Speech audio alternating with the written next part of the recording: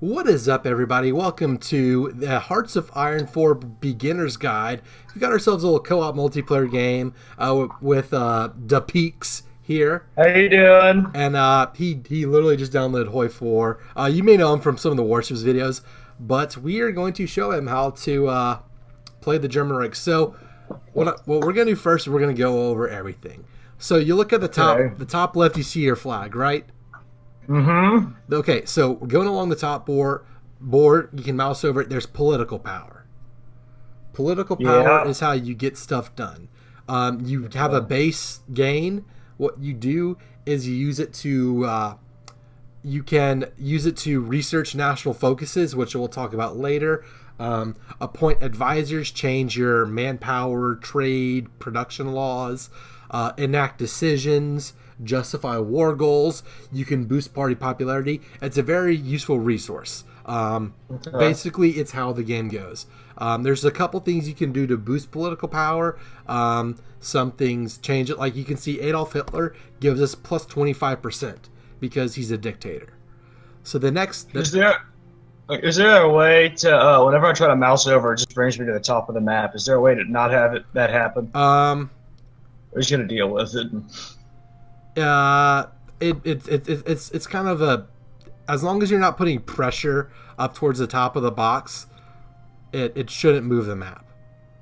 Oh, okay. Okay. My DPI is just too high. Okay.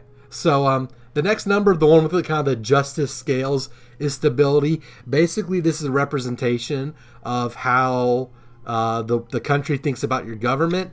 You can see the modifiers for it, and because we have high stability, it increases our factory and dockyard output, which is basically how fast we build rifles, tanks, whatever, how fast we build ships and U-boats.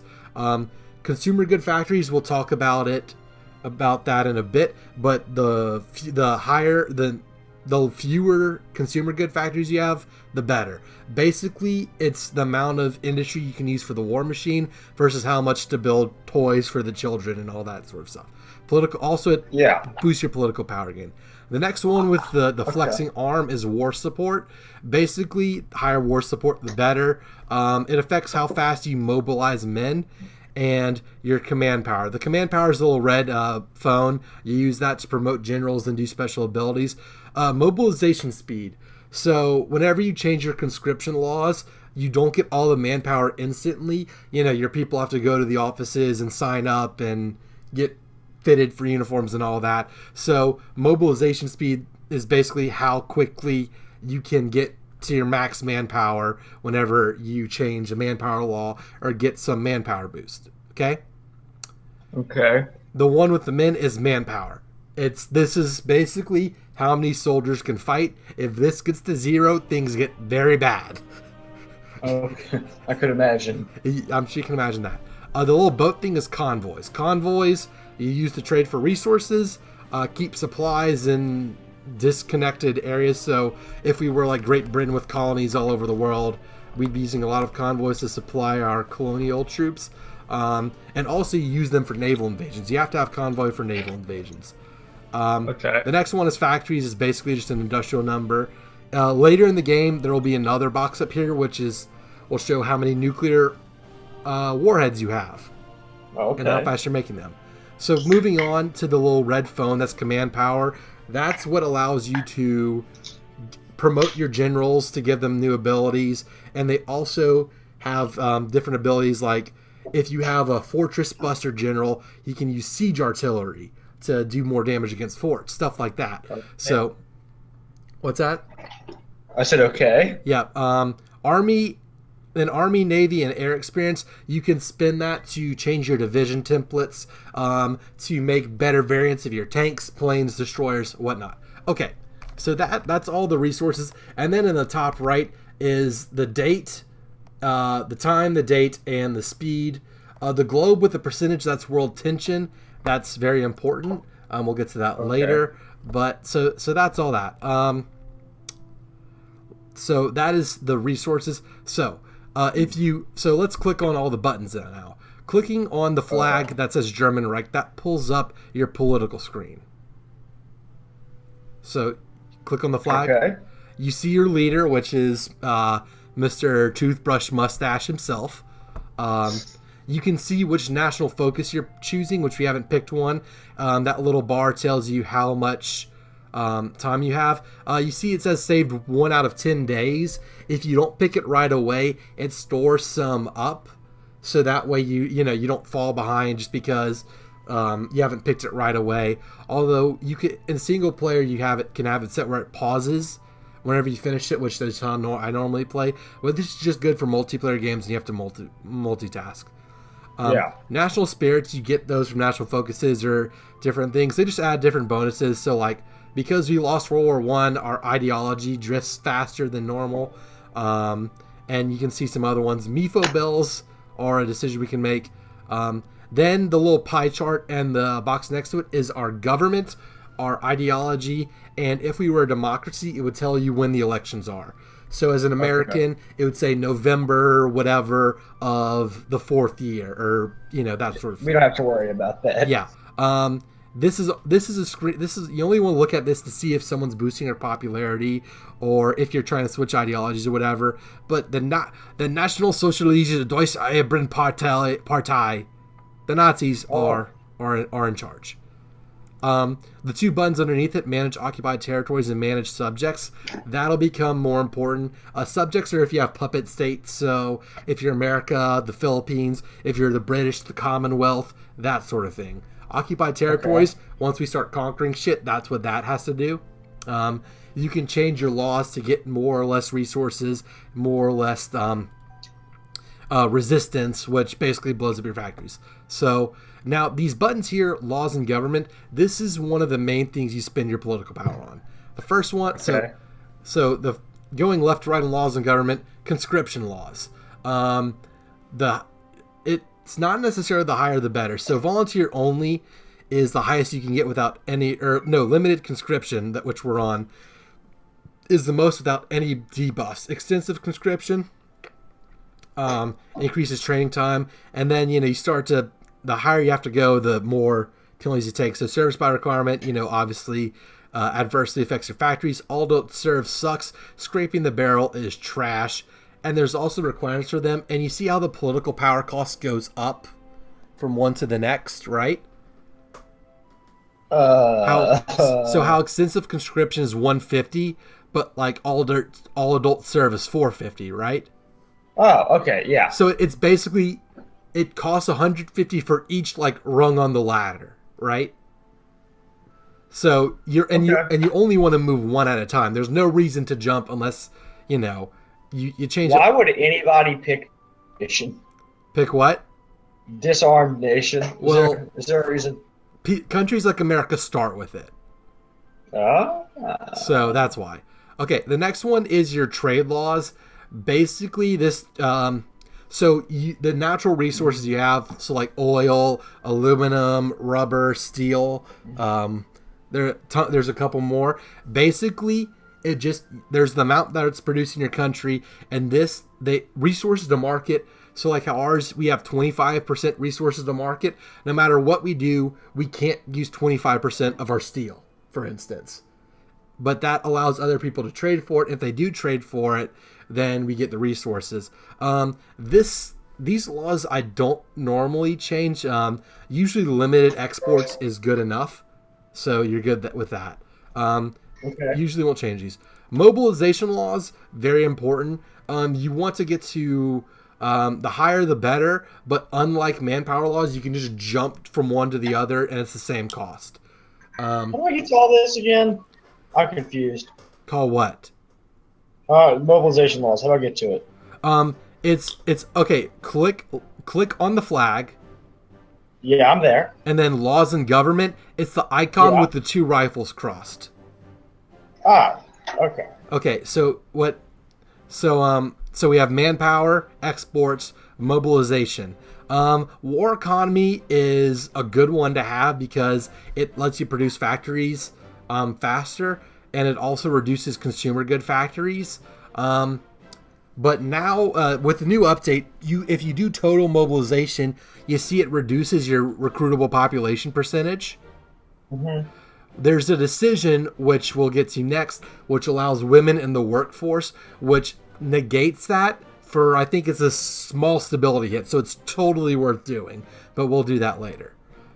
Okay, so the next three you see, there's like a little, like a building with a plus sign. Yeah. These are your advisors. So if you mouse over them, they do different things. So like a silent workhorse gives you more political power gain. Smooth talking charmer gives you more trade deal opinion. I never use that. Heinrich Himmler has some good stuff. Less partisan resistance, and also you get more non-core manpower. So you convince more of the Frenchies that they want to fight for the Reich. So basically you can use these to kind of tailor where you want your country to go. So like if you were to switch ideologies, you could pick a democratic reform or a communist revolutionary, and that'll kind of get the ball rolling. Okay. Down below that, in research and production, the tank, the anchor, the plane, these are these are design companies. You pick these, and every time you research a new tank and you have one of these, it gives you a bonus. So under tanks, Porsche, it reduces your research time, so you research tanks faster, and every tank you research after adopting Porsche will give you extra armor and hard attack. Which we'll go over later. So those are good. More towards the end, the three: material designer, industrial concern, and theorist. So material designer is basically research buff. You research faster, whichever one you pick. Same thing with industrial concerns. Theorist is one of the ones that I like to take early because I have to choose between Warner von Braun and Hungarian. Well, the thing is, you can switch these at any time, so long as you have the it called? The political power. So it's good to take these early, because if you mouse over Heinz Guderian, you see army experience gain daily, 0.05 daily.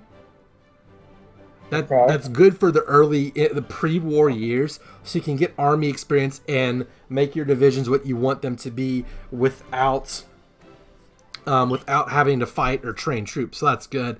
And then you can switch these. And then at the bottom, military staff.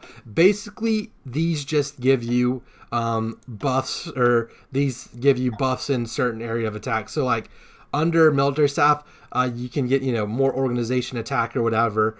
And because we're Germany, we have a lot of options for these. Some of these smaller countries don't have as many, but that's one of the screens. Okay. Can I add a disclaimer? Yes. People on the internet who are watching this must think I'm a complete. I can't use that word on YouTube. Must think I'm very stupid. It is 11:30 at night when we're recording this, and I've been up for 16 hours, so bear with me. No, and it's good for beginners. So do you have any questions about this screen? No. Okay, so let's click on the next one. Click on like the gavel. Jesus Christ, there's a lot of these. Decisions. Well, the thing is, you roll through these. Okay. So you see these decisions. So what these do is you can spend political power to get stuff. So like anti-democratic raids, what you can do is get you lose base stability right away, but for a time period you gain that stability back and you lose democracy support, right? Yeah. So so political actions basically everyone has. If you see the little green box next to them, the little green dot. Yeah. If you click them, if it's green, it'll send a notification when you have enough political power to enact these. So I'm deselecting them all right now, right? Okay. So that means I don't want to be notified if I can do them. Now you see the one at the bottom, MIFO bills. Yes. This is a unique one for Germany. Basically, we want to do these. What these do, basically this is Germany doing some voodoo magic with their accounting sheet and being able to build up their military while the British and French don't notice.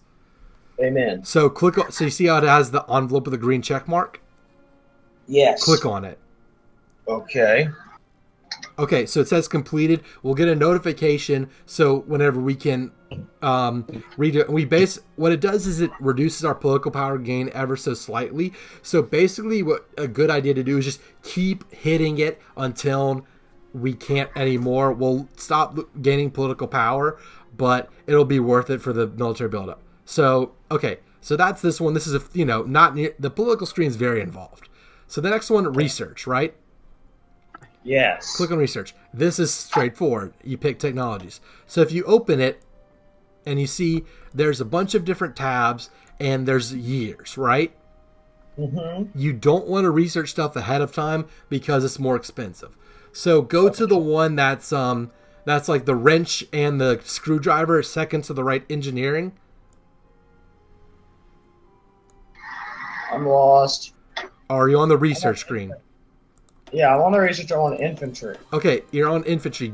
Click on engineering. You follow the tabs on the top all the way to the one that's the wrench. Oh, that's a very oddly designed wrench. It's too skinny. And I didn't see it. Yeah, whatever. Okay, so if you mouse over atomic research, you see it how it says 1940. Yeah. And if you mouse over it, the tooltip will say technology is 4 years ahead of time. The more ahead it is, the bigger the time penalty. So to research this will take 1,500 days, right? Okay. Which is not worth it. Whereas if you mouse over electronic mechanical engineering, it only takes 99 days, for example. Oh, okay. So the texts I like to start out with are electronic mechanical engineering. So you click on it and you hit enter, or you click on research. So go ahead and do that.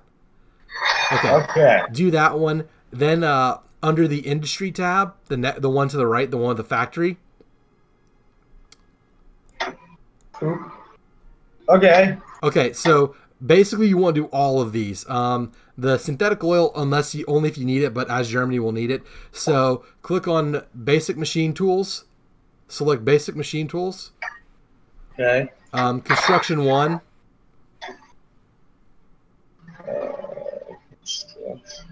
Okay. And what else do you want? You want and go back to infantry and do the 1918 weapons and equipment. The one we don't have researched.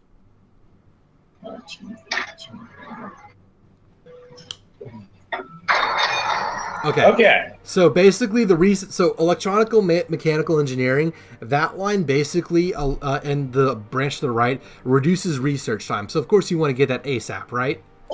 Yeah. Industry, it increases efficiency cap, which we'll talk about later. Construction speed and factory output and max factories and state. So that's a good one to go to. This sounds like an economics class. The economics in this is probably the most simple of any of the Paradox games. Oh my god. But it's fine. It just basically, if you pick those, everything gets better and it keeps going. So, Okay. all right, the next one, the open hand, diplomacy. Yeah. You click on it, it shows our country. Our country on the map turns into green because it's us. Countries we're in a faction with will be blue or our puppets. If it's slightly green, they like us. If it's yellow, they don't like us. If it's red, we're at war.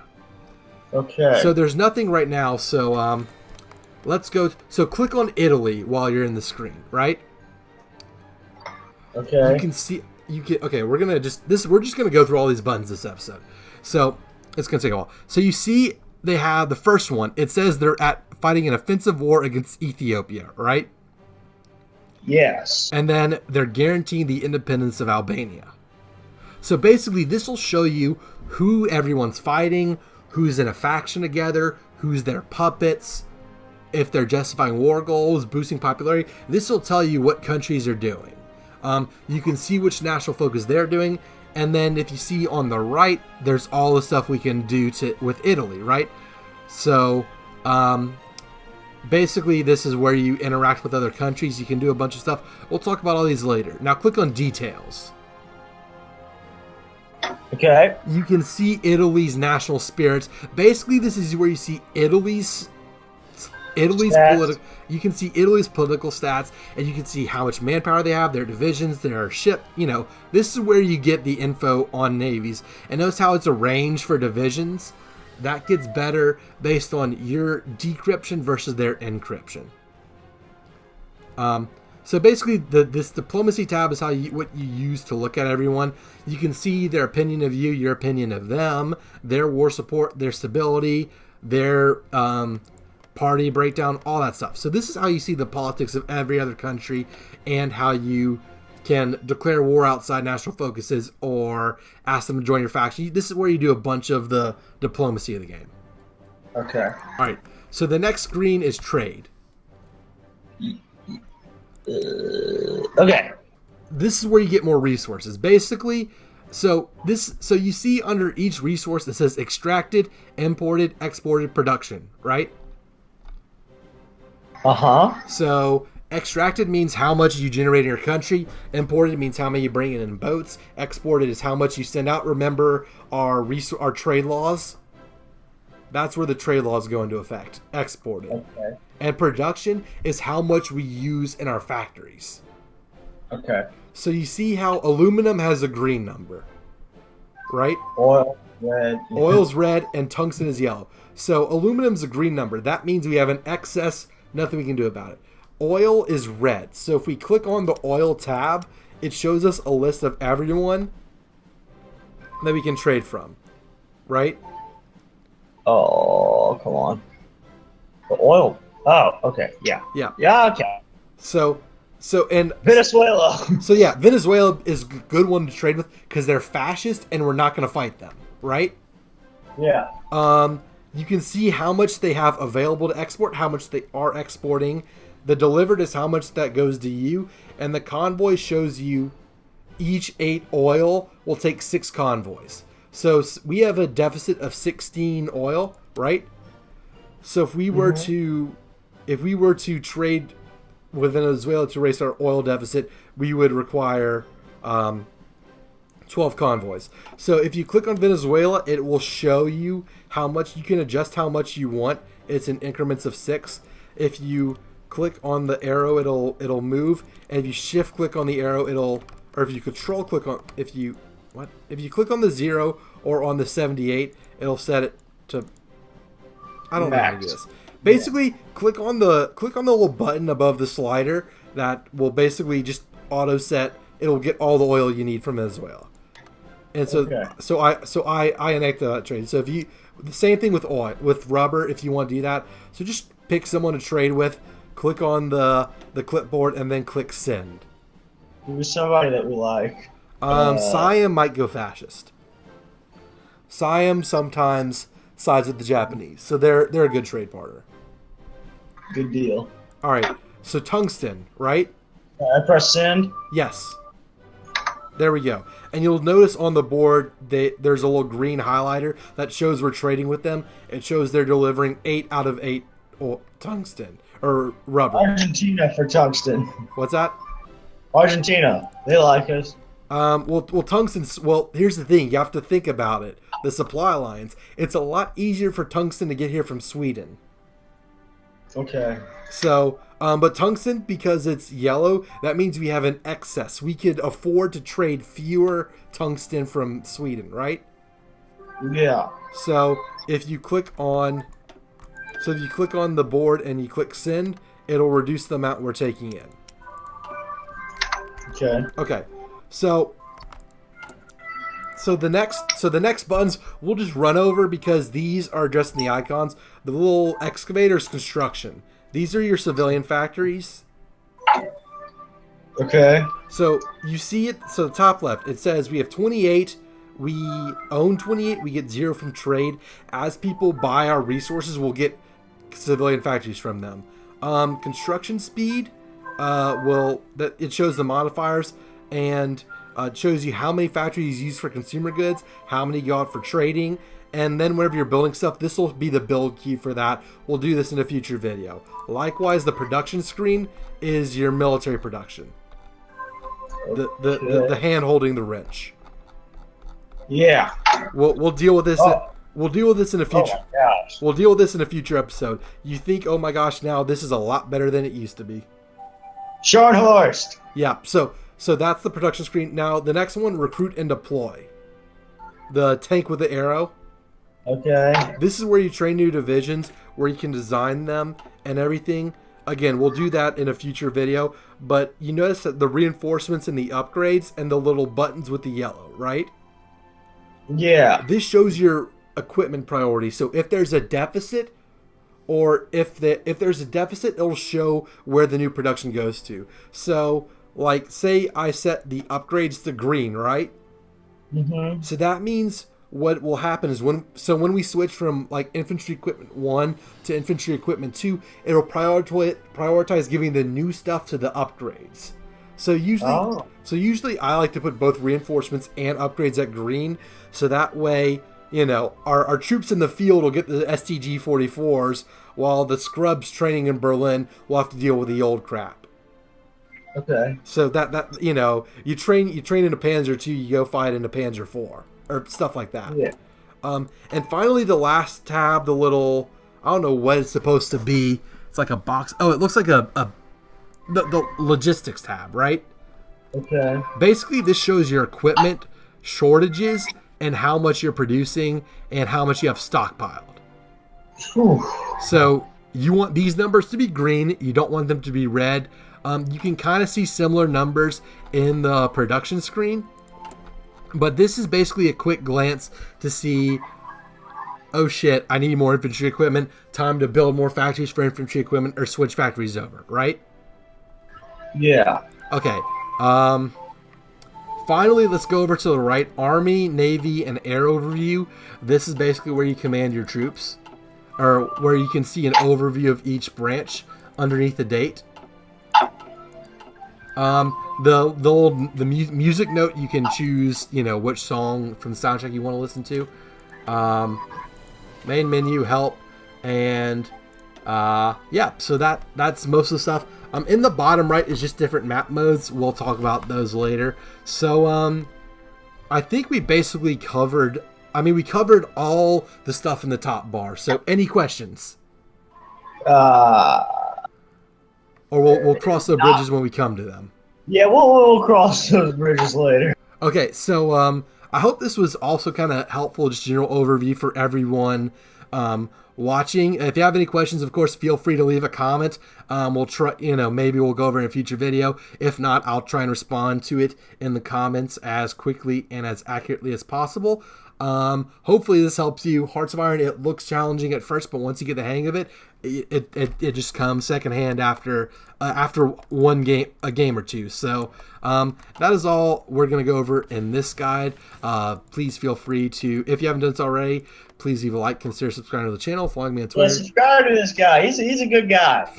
He needs some more subscribers. Help this boy out. Thanks to Dapeeks. And also be sure to check out my Patreon page. Check out this playlist for more guides, and what honestly might help you is just watching a Let's Play, which I have plenty of those. So be sure to check it out, and hope to see you in the next guide. Until then, this is Mikey Panzernator signing out. See you, nerds.